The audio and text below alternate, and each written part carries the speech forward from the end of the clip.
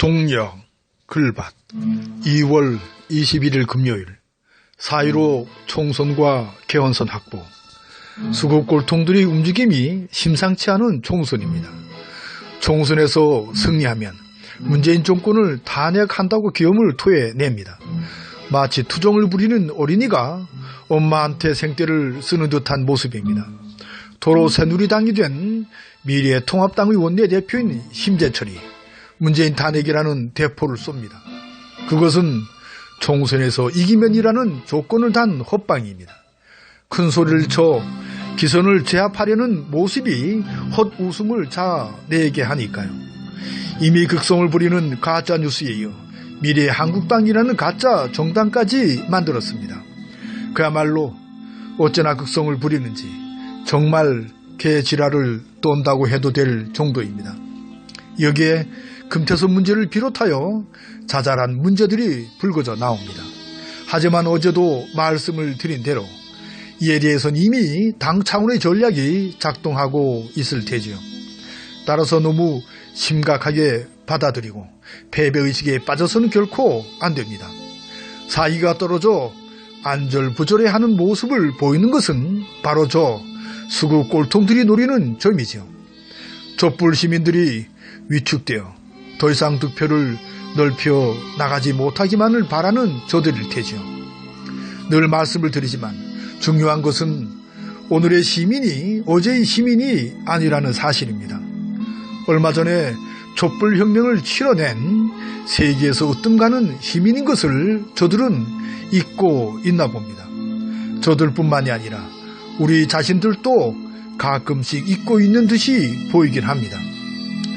교만에서 나온 것이 아닌 있는 그대로 보았을 때 그게 사실이니까요. 자만심이 아닌 자긍심을 잃지 않는 일이 그 무엇보다도 필요한 지금입니다. 총선을 눈앞에 두고 있기 때문입니다. 따라서 이런저런 잡다한 문제들은 1차적으로 당에서 잘 대처할 것입니다.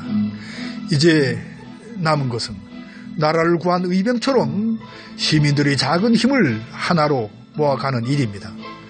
된 마음을 먹으면 어느덧 공동체의 얼이 되살아나고 집단 지성은 하늘을 감동시킬 테니까요. 그야말로 기적이라 할 정도의 놀라운 일을 겪게 될 듯 싶네요. 180석의 의석을 넘어 개헌 의석까지도 넘보게 될 것 같은 강한 느낌이 듭니다. 그냥 드는 느낌이 아닙니다. 저들이 하는 꼴을 보면 짐작이 갑니다. 저들이 하는 짓을 보면 짐작을 하고도 남습니다. 저들은 황교안이요, 심재철이요, 윤석열이요, 안철수요, 진중권이요, 금태섭이요, 심상정이니까요. 시킨 것도 아닌데 어떻게 저렇게도 죽을 잘 쓰는지 고개를 갸우뚱거릴 정도니까요. 작용이 있으면 반작용도 있는 법입니다. 크게 걱정이 되는 가짜뉴스, 가짜 정당도 잘 대처하기만 하면 우리에게 크게 득이 되니까요. 그 조짐이 이미 읽혀집니다. 그래서 된 마음을 먹자고 한 것입니다. 그래서 공동체의 얼을 살리고 집단지성을 통하여 하늘을 감동시킬 것으로 본 것이지요. 그 중심에 너와 나, 우리가 있음을 잊지 말아요. 금요일 새벽에 그 우리를 그려봅니다. 오늘도 고맙습니다.